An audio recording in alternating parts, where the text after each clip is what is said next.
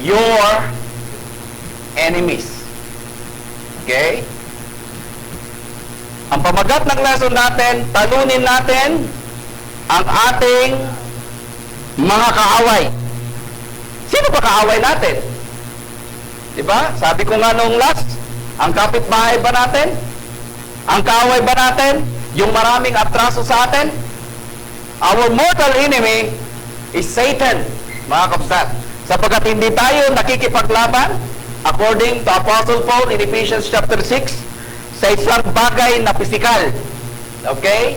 But in spiritual. Alam niyo po mga kapatid, dalawa lamang ang tingin ng Diyos sa atin. You need to understand, dalawa lamang ang tingin ng Diyos sa atin. Next please, tingnan niyo po. You will become His army or you will become His enemy. Sinabi ni Brother PG kanina yung enemy. Di ba? At ang sabi niya, kaya mo bang labanan ng Diyos? Kaya mo bang talunin ng Diyos? Kaya ba natin siyang labanan? Kaya ba natin siyang talunin? Kaya dalawa lamang ang pwedeng posisyon natin.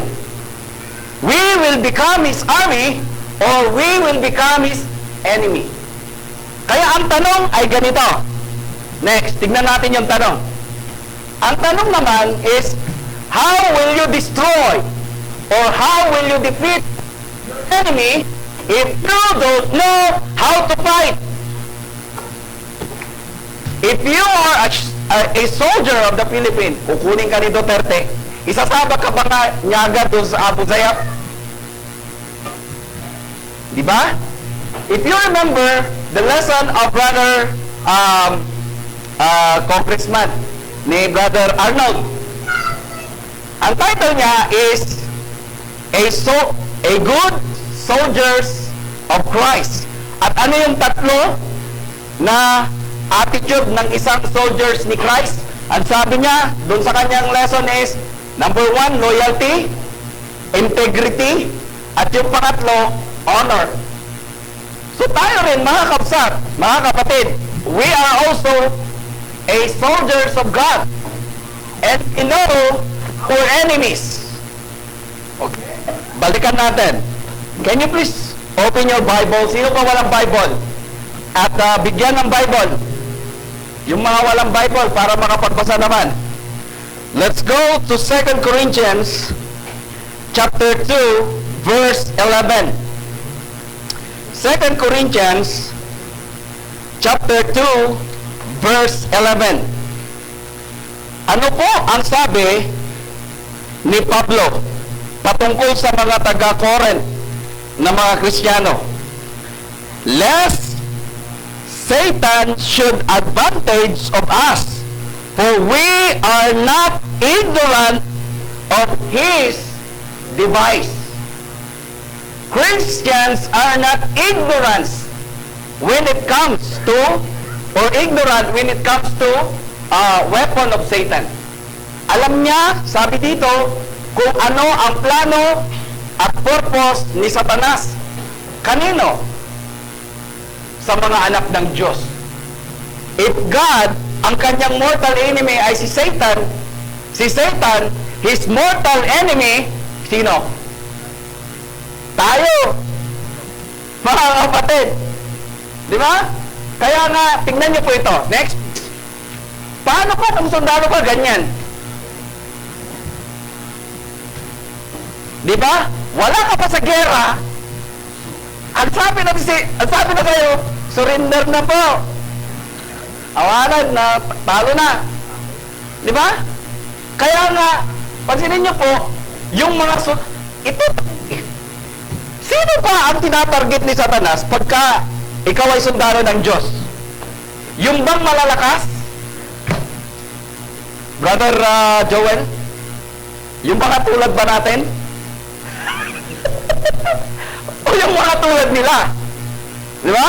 I'm not talking about physically, but I'm talking about spiritually. Ang target ni Satanas ay yung mga mahihinang sundalo ng Diyos. Kaya kung hindi tayo malakas, Dalawa rin ang posisyon natin, mahina tayo. At kung mahina tayo, isang gatilyo lang ni Satanas, sapul na tayo. Talo na tayo. Sino ang natutuwa? Sino ang nagagalak? Si Satanas. Okay? Next. Tingnan niyo po ito. Ito pala ang gusto ko pong dalhin dito. Understand that preparation and coordination and motivation and obedience, mga kapsat, is a key. Di ba? Ito lamang yung isa sa pinakasusi, pinakatulbek para magtagumpay ang mga anak ng Diyos, para magtagumpay ang mga sundalo ng Diyos. Tingnan niyo po ito. Sa taas. God prepared His people. Ang mga sundalo, how many years na tinrain niya? 40 years. Isa army, dyan, sa PMA. Ngayon, nandyan si Duterte. Di ba? Nakipagkaway ka pa, Brother Aris? Diba? 4 years. Eh, mahirap na pagka kumuha si Brother Aris, baka barilin siya. Kasi kamukha niya si Las Cañas eh.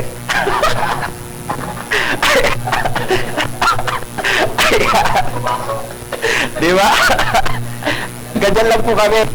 Panlag, baka na. Mabatatan din naman yun ako dyan eh. Tingnan niyo po. Preparation ng Diyos is 40 years. Saan? Sa wilderness. Ang tanong, madali ba pinagdaanan ng kanyang mga sundalo? Diyan sa PMA, madali ba ang maging PM a year? Ganyan? Kabila ko eh. Ayan. Madali ba? Hindi ba maraming nagka-quit? Pero maraming gustong pumunta doon. Bakit? Kasi iba standard, di ba mataas? Pero, pansinin nyo rin po dito, ang hirap ng kalagayan ng mga army ng Diyos kasi tinrain sila within 40 years. Ang tanong ko sa inyo, si Kristo nag-train din ba? Ilang taon siyang nag-train? 3 years. Saan? Sa Jerusalem. Paano kung ang kanyang mga disipulo hindi niya tinrain? Sa palagay niyo ba? Hahayo ba sila? Inoong ang ating Panginoon sa Kristo, yung kanilang general, hinuhuli doon sa Gethsemane, hindi ba nagsipagtakbuhan yung mga alagad niya? Sino yung matapang na alagad niya? Di ba? Si Pedro? Di ba? Initak niya yung sundalo ng isang Roman, na taga yung tainga niya, at ang sabi ng Panginoon sa kanya, isukbit mo yung Pedro, dahil sa tapat ka nabubuhay, sa tapat ka rin mamamatay. Kaya, tingnan po natin ngayon. Ang tanong ko ay ganito. Next. Next. Next. Are you ready, people? Ayan. Diba? Are you ready? Ready na ba tayo? Sa ating giyera? Kung ang bansa natin meron din siyang giyera At maraming against. Lalo na yung CHR. Di ba? Against sila. Dahil maraming napamatay. Tayo rin, as a Christians, mga kapsat, ready na ba tayo sa giyera? I'm not talking about a physical war, but a spiritual warfare. Now, mga kapsat, let's go to our first lesson this morning. Defeats your enemy in what way? Next. By knowing the ability of our weapon. Alam mo ba kung ano ang abilidad ng weapon mo? Alam mo ba kung ano ang kakayahan ng weapon mo? O hindi mo alam ang abilidad ng weapon mo? Tingnan po natin. Next. Remember, Hebrews 4 verse 12 again. Paulit-ulit natin itong tinatalakay. Our sword is a very powerful. Alam mo na ang kakayahan ng sandata mo ay makapangyarihan. Alam mo na ang sandata mo ay kaya niyang i-destroy ang iyong kaaway. But the question is, alam mo ba to? Alam mo bang gamitin ang sword mo? Pag may nagtanong sa'yo, bro, saan ko ito mababasa? Ay, saglit, brother. Ito-text ko muna si Brother Fred. Diba? Ay, saglit ite-text ko muna si Brother Ed. Ay, saglit, wala pala si Brother Ed. Sa April pa pala parating. I-text ko muna si Congressman. Diba? Isipin niyo po, mga kapsat.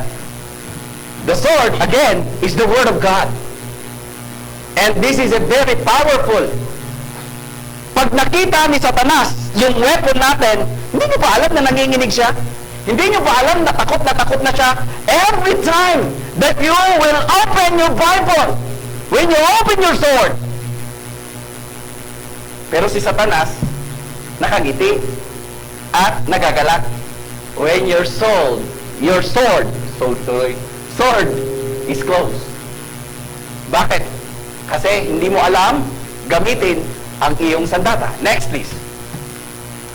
Kaya, ang sabi sa atin, why you are afraid?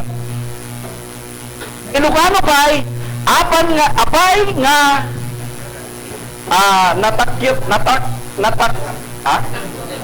mabutang? Takrot. Mabutang. Sa Pangasinan, akinat ang takot ka. Akinat, manggil-gil ka. Kapi ka lang kape kasi. Diba? Kapi ka ng kape kasi, kaya ganon. Diba? Eh, ang sabi niya mga kapsabi, anong kinatatakot mo? Ikaw meron ka namang sandata. At ito pa yung problema. If you are a soldiers, sometimes, lagi kang parang masinggan. Wala kang natatamaan. A Christian is like a sniper. Anong sabi ni yung maong FPJ? Brother Joel. Ang probinsyano ba? Nanonood ka, di ko alam yun eh. Di ba? Isang bala ka lang. Ganun din dapat tayo. The idea here. Isang bala ka lang. Di ba? Minsan marami tayong sinasabi. Pero isang tanong lang sa pulagad. So, mahina ba ang sandatang binigay ng Diyos sa atin? Sino ang mahina? Kung magamit. Di ba? Bakit? Dahil hindi niya alam gamitin ang kanyang espada. Kaya dapat kayo, mga kapsat, I challenge you, meron kayong kanya-kanyang espada. At i-practice yung mabuti yan para alam nyo kung paano nyo gamitin yan. Kaya nga, paano ka pupunta sa gera kung wala kang sandata? At kung may sandata ka, paano kung wala kang bala? Patay ka rin. Diba? Next. Kaya dito, mga kapsat, mga kapatid, where there is God, there is no fear. Sapagkat, alam mo ang kakayahan ng iyong sandata, so meaning to say, there is no fear in our hearts. Walang takot sa puwang sa puso mo. Bakit? Dahil meron kang makapangyarihang sandata. Next, please. Kaya, ito yung lesson. Naiwan ko dito sa ating first lesson here. Destroy your enemy in what way? By doing good. An application right now, paano mo i-destroy ang kalaban mo? By doing good. Romans 12 verse 21, at pinudon, huwag mong natihan ang kaaway mo. Pag may kaaway ka, anong gagawin mo? Ang sabi niya, bigyan mo ng pagkain. And practically, kaya mo yan? Practical kayo Kaya nyo ba yan? Na pag may kaaway ka, di ba? Ikaw yung nagabyado, ikaw yung sinapak, ikaw yung nabugbog, And practically, ang ganda ng ginawa mo sa akin, kapatid ha. Talagang binugbog mo ako ng bonggang-bongga. Ganun ba sasabihin mo sa kanya? Very good, kapatid. Talagang, yung mata mo parang tanda, di ba? Kabayo-violet yung mata mo. Di ba? Tapos sasabihin mo, galing mo talaga bro, bumugbog sa akin. Hindi ba, pag-uusapan natin yung practical na attitude ng isang tao, hindi ba talagang gagantihan siya? Di ba talagang papawian niya? Kung pwede lang, patayin din niya eh. Pero paano mo ma-overcome yung iyong kaaway? Because in the New Testament, love your enemy. Love your enemies. Mahalin mo ang iyong kaaway. Kung ang kaaway mo nagugutom, bigyan mo ng pagkain. Pero walang lason. Di ba? Baka mamaya, mahal kita kapatid, bibigyan kita ng pagkain, pero may lason. Di ba? Patay ka ngayon, nakaganti na ako sa iyo. Hindi. Ano pa? By sharing the Word of God. Paano mo, kaya nga, isipin ninyo, si Pablo, isa dati na mortal enemy ng Diyos. Mortal enemy ng mga Kristiyano. Pero ano ang ginawa ng mga Kristiyano at anong ginawa ng Diyos sa kanya? Hindi ba tinuruan siya? Hindi ba tinawag siya ng Diyos? At yung murderer, yung persecutor, anong nangyari? Naging friend tayo. O, tandaan nyo kung sa loob ng inyong pamilya, pinipersecute kayo, share nyo ng Word of God. Kung pinipersecute kayo ng pamilya nyo, share nyo ng Word of God. Bakit? The Word of God is a very powerful. Kaya tayo lalong pinipersecute kasi hindi mo pinapakita sa pamilya mo that your sword is a very powerful. Kaya anong nangyayari? Sila mismo ang mapipersecute sa iyo. And I tell you, mga kabsat, sa buhay ko ganun eh. All my family and my relatives talagang pagdating sa salita na talagang sabihin mo na yung mga maanghang na salita at sasabihin mo sa sarili mo, give up na ako. Wala nang magagawa. Pero anong nangyari, mga kabsat? You share the Word of God. And you need to share the Word of God inside your family para walang mag-persecute sa'yo. Next, please. Destroy your enemies by showing our love. Di ba? Kaya kahit na inis ka na, love pa rin. And this love is not like a love of this world, but that love is love of Christ. And by showing our compassion, maging makapagin tayo. Okay? That is our first lesson right now. Next, please. Let's go to the next. Defeat your enemies by knowing the ability of the lethal weapon of Satan. Alam niyo yung movie na Lethal Weapon? Sino yung bida nun? Si Mel Gibson. Ha? Alam mo dapat kung ano yung nakakamatay na weapon ni Satanas. And I tell you again, sa binasa natin a while ago, hindi tayo mangmang sa kanyang weapon. Hindi tayo mangmang, hindi tayo bobo sa kanyang weapon. At paulit-ulit na nating ninanggit ito, di ba? Number 1, next.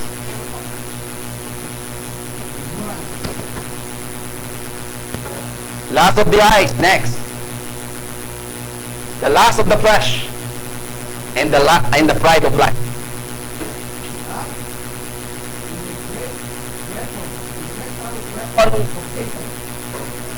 At ang tanong ko, sino ang unang nabiktima niya? Tingnan natin. Kung muna ito eh. Binabalikan ko lang para, sabi nga nila, ang taong nakakatimot, ang gamot ay paalala. Next. Revelations 12, verse 9. And the great dragon, doon sa Genesis, ang gamit sa kanya, hindi dragon, di ba? Anong gamit sa kanya? Serpent, di ba? Pinapunta na siya sa Book of Revelation. Tumanda yung serpent.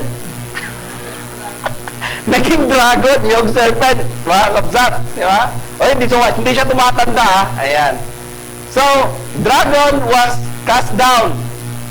The old serpent, kasi doon sa luma, ay serpent siya. Pero ngayon, tumanda na siya.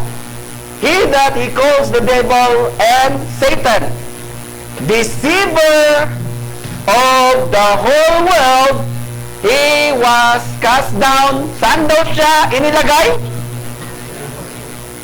Sabi niya, down to the earth. Sino yung kasama niya? Kasama ang kanyang mga alipores. Ang tanong ko, ilan? Billions of billions. Akala niyo ang anghel, kunti lang? Billions of billions, hindi mo mabilang eh. Pero yung nag-fall away, maybe 3/4, 1/4 na lang yung natira sa Diyos. At asaan sila? Nandito sila sa lupa. At sino ang una nilang nabiktima? Next. Number 1, si Eve. At saka si Adam. Anong weapon ang ginamit ni Satanas? Lust of the eyes, lust of the flesh, and pride of life. Kasi sabi ni Eve, ang ganda nito. Ang sarap kainin ng mansanas na to. Sabi niya ganyan. O, hindi mansanas, prutas yun ha. Tapos sabi niya gano'n eh, pagka kinain ko, para akong magmumukhang Diyos. It is the pride of life. Diba? Maging matalino ako, maging katulad ko ang Diyos. And that is the same weapon na ginamit niya kay Achan. Nabasa niyo yung ginamit kanina ni PJ, 7:21? I saw and he took. Sabi niya, kinuha niya. Magaganda yun eh. At the same, ito po, sa ginamit ni Satanas kay Achan. And remember, ganon din si David. Nung mag-isa si David, nasa taas ng bahay, diba? Nakita niya si Bathsheba. Nakita niya si Bathsheba. Nanaliligo. Diba? Maganda. Natempt siya. Dahil wala gawa. Pagdating niyo po, it is the same weapon na ginamit niya kay David at ginamit din niya kay Ananias at kay Sapphira. And even Christ is not excused for the weapon. Bakit? Ginamit din niya yun eh. Nakita mo lahat ito, bibigay ko sa'yo. Tumipara ka sa akin, sabahin mo ako. It is the same weapon. Kaya ibig sabihin nito, ang mga army ng Diyos ay hindi sila mangmang doon sa weapon ni Satanas. Pero ang tanong, bakit ang mga anak ng Diyos, bakit ang mga sundalo ay natatalo pa rin ni Satanas? Diba? Bakit sometimes natatalo pa rin tayo? And here comes the problem. Ang problema ang tumatalo sa atin. And here comes, pag may sakit, natatalo pa rin tayo ng sakit. And then we blame God. Sana hindi na lang ako ang naging army mo. Pero sabi ng Diyos, you are not ignorant. You are not ignorant of the lethal weapon of Satan. Next. Next, please. Next. Ayan. Kaya ano ang sabi ni Pablo dito, mga kapsat? Appeal of Apostle Paul. Basahin niyo po yung 2 Corinthians 11 verse 3. Ano ang sabi dyan? Tignan niyo ha. Yung mga taga-Corinth na biktima rin ni Satanas. Basahin natin. Ganito ang kanyang pagkakasabi. Sa 2 Corinthians 11 verse 3. At ganito ang kanyang pagkakasabi. But I fear lest somehow, as the serpent deceived Eve by his craftiness, so your minds may be corrupted from the simplicity that is in Christ. Sabi ni Pablo, nangangamba ako dahil baka nabiktima na kayo, baka natalo na kayo ni Satanas. And remember, 2 Corinthians chapter 10, verse 2. Ano ang sabi dito ni Pablo? But I beg you that when I am present, I may not behold with the confidence by which I intend to the bold against some who think of us as if we walk according to the flesh. Verse 3. For though we walk in the flesh, we do not war according to the flesh. Kaya matindi yung laban natin. Kaya natin dyan, hindi na dapat tayo ma-influensyahan, hindi dapat tayo talunan. And remember 2 Corinthians 11 verse 14, that Satan is like angel of light. Diba? Nag-change siya as angel of light. In Mark 13 verse 22, sabi niya dyan, hindi kayo mangmang. Because maraming mga asong lobo at marami siyang i-influensyahan, and even the elect of God ay ma-influensyahan. At ito pa yung words, 2 Thessalonians chapter 2 verse 9 to 11. Ano po ang sabi ni Pablo dyan? Isulat niyo po yan, mga kapatid. 2 Thessalonians chapter 2 verse 9 to 11. The coming of the Lord is one is according to the working of Satan, with all power, signs, and lying wonders, and with all unrighteousness, deception among those who perish, because they did not receive the love of the truth, that they might be saved. And for this reason, God will send them a strong delusion, that they should believe the lie, that they all will be condemned, who did not believe in the truth, but have pleasure in unrighteousness. Anong sabi ng Panginoon? Dahil talunan ka, hinayaan ka ng Diyos. Bakit? Dahil mas pinakinggan mo, at mas sinunod mo, at mas piniwalaan mo ang isang bagay na kasinungalingan. Kaya nga hanggang ngayon, marami pa rin mga tao nagmimilagro. At sinasabi niya na, this is all true. Nakakita lang ng mukha ni Jesus sa puno ng saging, tinutirakan ng kandila, linuluhuran at sinasamba. At ang sabi niya, pagalingin mo ang kidney ko, Lord. Pagalingin mo ako, Lord. Di ba? Nakakita lang. Nakita niyo yung pinost ko sa Facebook. Nagpicture kami sa ato. Tapos, nagulantang ako. Sabi ng pinsan ko, Brother Ray, Kuyang, meron akong nakita. Ano yung nakita mo sa pinost ko? Nakita ko si Papa God. Sabi ko, may Papa palang God. Sa atong tinignan ko, hindi ko makita. Tapos nakita ko nakuha, no? Diba sabi ko, that is deceiving. At wala namang Papa God.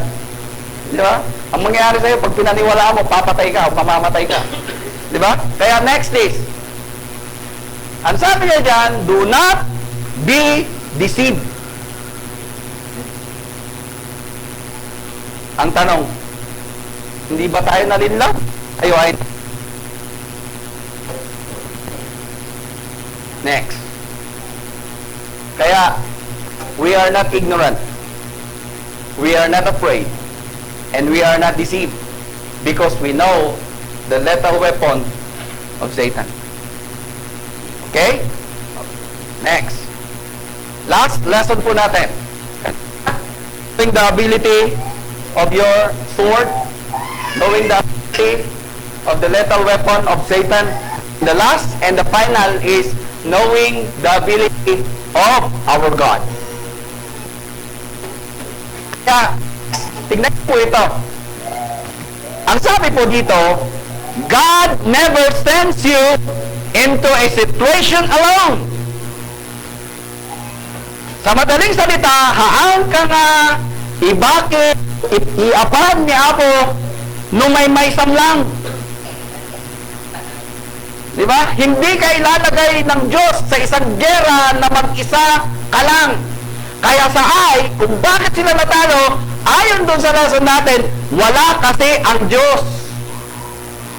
Kaya mag-isa ka na lang. Kaya anong mangyayari? Matatalo ka. Kaya si David, nung mag-isa, anong nangyari sa kanya? Natek siya. Si Achan, walang nakakita sa kanya. Anong nangyari sa kanya? Natalo siya. Kaya, Hindi tayo ilalagay sa isang gera na alanganin. And last dito mga kapsat, God goes before you. Bago pa doon sa gera, nauna na ang Diyos. He stands beside you. And He walks behind you. Whatever situation you have right now, God is with you. Ano ang sabi niya? Balikan ko po yung text na ginamit natin.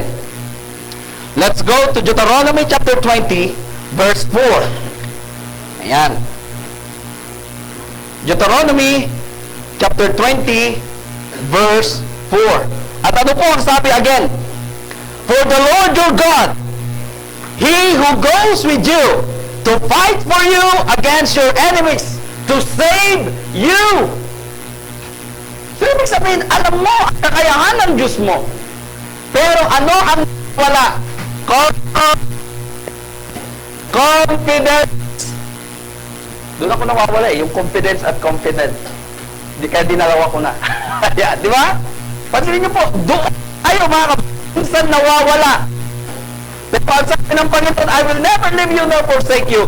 Be strong, be brave. Mga kapsat, next. Never give up. Because we know that God is in our behind. God is in with us. God is in with you, mga kapsat. Kaya alam natin ang kakayahan ng Diyos natin at alam natin na hindi tayo matatalo sapagkat kasama natin ang Diyos, ingkawas tayo ni Kristo, ti biyag tayo. Next. Kaya, ito po yung problema sa maraming sundalo right now. God hates coward soldiers. Imbis na onward Christians, soldiers, anong sabi? Backward Christians, soldiers. And I tell you, sino yung mga umaatras na mga sundalo ng Diyos? Yung mga taong nignig. Di ba? Ang tanong, bakit galit ang Diyos sa mga duwag? Di ba? Dapat mala Andres Bonifacio tayo. Pero ano sabi? Revelation 21 verse 8. Pwedeng basahin natin? Tignan ninyo. Mas maganda pag Tagalog eh. Kasi sa mga duwag, sabi niya eh. Pero ako po ang magbabasa dyan. Sabi niya dito, Revelation chapter 21 verse 8 ay ganito ang pagkakasabi ni John.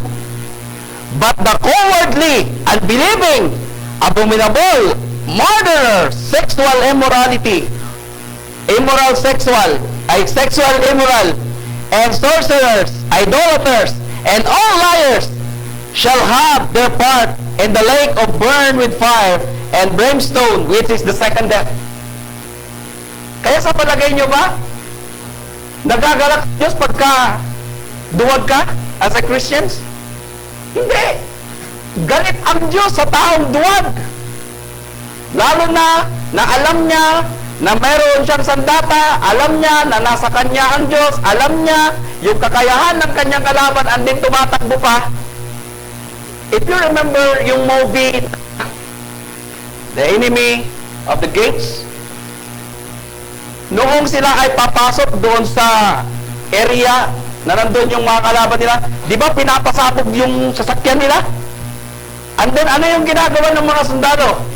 Sabi ng mga general nila, kaya natin to. Pero anong ginagawa? Tumatalon sila doon sa barko. Anong ginagawa ng mga jeep? Binabaril sila. Ayaw ng Diyos, ng mga anak ng Diyos, ay duwag. Sapagkat tayo ay mga matatapang na anak ng Diyos. Valor of soldiers. Next. Kaya ito po yung tatlo na pinag-aralan natin. By knowing or defeats your enemies, by knowing the ability of our weapon, by knowing the ability of the lethal weapon of Satan, and by knowing the ability of our God. Ito po yung lesson na gusto ko pong iwan. Appeal to you right now, sa ating lesson ngayon, na next. We will never defeat our enemies without the instruction of God, without the obedience for God, and without trusting our God. Hindi tayo magtatagumpay. Hindi natin matatalo ang ating kalaban kung hindi tayo mag-obey sa ating general.